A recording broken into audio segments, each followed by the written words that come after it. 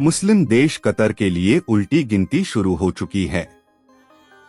भारत काफी समय से कतर को उसकी औकात दिखाना चाहता था और अब वो मौका भारत को मिल गया है। कतर ने गैरकानूनी तरीके से भारत के 8 पूर्व नौसैनिकों को मौत की सजा सुना दी।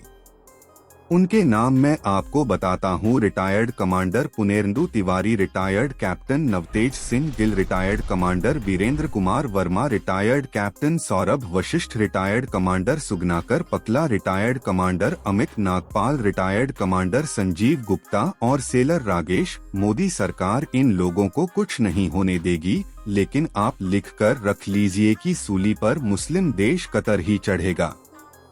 आप ये जानकर हैरान हो जाएंगे कि कतर को सजा सिर्फ भारत ही नहीं बल्कि इस्राइल और सऊदी अरब भी देगा।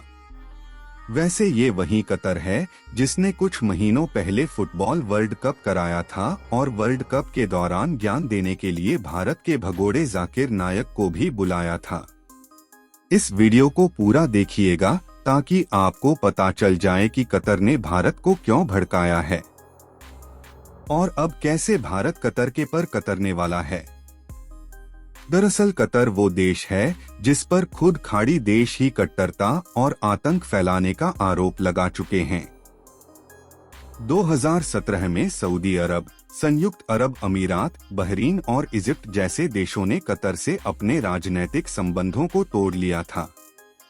सऊदी अरब ने आरोप लगाया था कि कतर कई आतंकी संगठनों का समर्थन करता है। उस समय इन सभी देशों ने कतर जाने वाली फ्लाइट्स पर रोक लगा दी थी। अपने देश से कतर के नागरिकों को बाहर कर दिया था। यहाँ तक कि दुनिया में जहर फैलाने वाली कतर की मीडिया कंपनी नजीरा को भी बैन कर दिया गया था। अब इसी का फायदा भारत कतर की धज्जियां उड़ाने के लिए करेगा। भारत कतर का वही हाल करेगा जैसा किसी आतंकी देश के साथ किया जाता है। कतर का हुक्का पानी बंद करवाया जाएगा, ठीक वैसे ही जैसा पाकिस्तान के साथ किया गया और फिर कनाडा के साथ किया गया। अब नंबर कतर का है। कतर को झुकाने में ज्यादा समय नहीं लगेगा क्योंकि खुद खाड़ी देश ही कतर से नफरत करते हैं।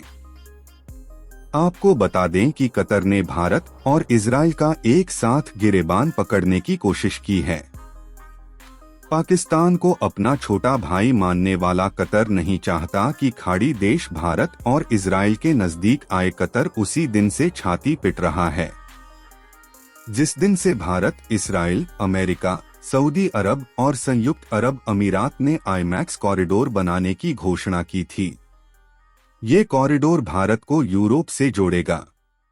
कतर नहीं चाहता कि इस कॉरिडोर की वजह से भारत ग्लोबल पावर बने। कतर ये भी नहीं चाहता कि सऊदी अरब और संयुक्त अरब अमीरात जैसे देश इस कॉरिडोर से पैसा कमाए और कतर ये भी नहीं चाहता कि इस कॉरिडोर की वजह से इजराइल और मुस्लिम देशों के बीच लड़ाई खत्म हो जाए। अगर ऐसा कुछ भी हुआ तो कतर की कट्टरता की दुकान बंद हो जाएगी। इसीलिए कतर हमास का समर्थन भी करता है और पाकिस्तान का भी।